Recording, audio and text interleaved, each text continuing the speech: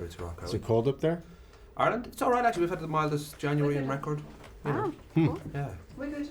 Seems like it's Rock and roll. Zero. We got a spy versus spy as this fine bromance is splintered by a kind of Mr. and Mr. Smith fighting over a girl. I don't know whether there were reference points for you guys, whether, True Lies or Kramer versus Kramer. I don't know, there were screwball comedies from the 50s.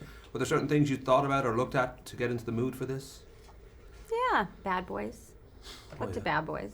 That has a kind of mix of really funny banter between the two guys, but also a legitimate sort of action story in it, and it's just a fun movie. We really were determined to make it a great crowd-pleasing, popcorn-munching, fun ride.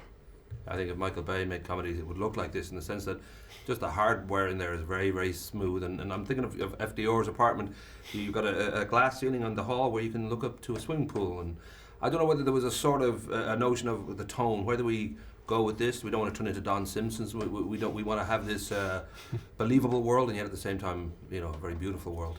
I think that you're very right. The tone was a very particular kind of tone, and how far to take the comedy and how real to take it. And I think the nice balance, hopefully, that Tom and I give the comedy, hopefully, is that, Tom plays his spy very seriously. He plays the spy as if he really does go out and kill people, and he has that pressure and weight on him, and he wants to have that substantial home life that kind of grounds him. Whereas I think FDR's character is he's the movie land version of a spy. He's playing James Bond. He thinks he is James Bond, and he's the lighter version of that.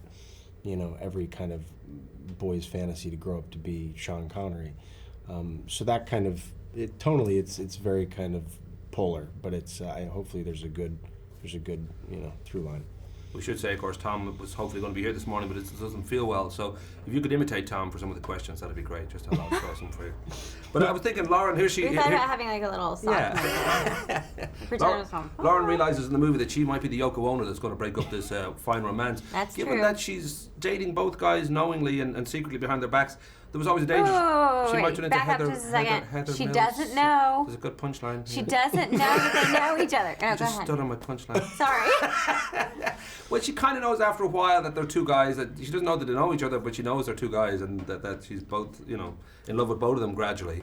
So there's always that danger that she might come across slightly Heather Mills, that she might actually be calculating. I don't know whether for you there was a sort of a notion. I better make sure these guys like Don this Simpson character. and Heather Mills. Right. I'm trying to In the look same this. interview. This is all very deep I stuff. love Man. I told you, I'm up since 5. But was there a way of sort of saying, how do we kind of get the balance right here? Because you got to like everybody in the movie. You got to, root for their love and root for their love story. So that notion that, for a lot of people, dating two people at the same time wouldn't be sympathetic. Yeah, well, I think my character sort of really wars with the idea of, is it unethical to date two men at the same time? And then, of course, she gets really sage advice from Chelsea Handler that it's actually okay. And it's 2012, and this is what people do. So when you get your dating advice from, someone of that character, I think that's sort of... I was thinking you're both incredibly good looking like me. I don't suppose there's ever been a point in your life early on that you would even think of itsfate.net, any kind of help. Fate.net. There's no way you'd go there. I'm guessing, no. You've never had a low point like that, either of you? I've had plenty of low points. Let's just talk about puberty for a second. My daughter is that age. She's like 12, almost 13. So I have to tell her recount every story where somebody hurt my feelings, or just to make her feel better. It's actually like fun. a time. I just like, if there's a God, that's God's thing.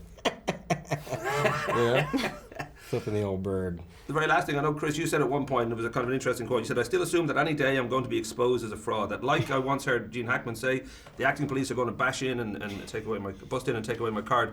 I know your family are all actors, you've won the Oscar, and I don't know whether you both feel very comfortable or whether it's always a kind of, a certain amount of nerves about this job, about, can you deliver, will this be successful? I think The latter. Right. Like always, yeah. I think it's a function of playing pretend. I mean, you're honestly playing pretend. So you think, this can't be a real job. This can't be legitimate. Yeah, it's so, I'm just so very lucky to do what I'm doing. I'm very cognizant of the fact that there are so many other people out there that are more talented and have a lot more going for them. So to be able to be given this job to You know, so often people are like, God, it must be so hard sitting here and answering the same question over and over. It's like, not really. It's not really. It's like a joy. It's, you know, we get to play make-believe and have a good time, and it's really an absolute blessing. I feel a song. You sound like you're going to start singing now. And Nice to talk to you guys. Nice to meet you. Cheers, man.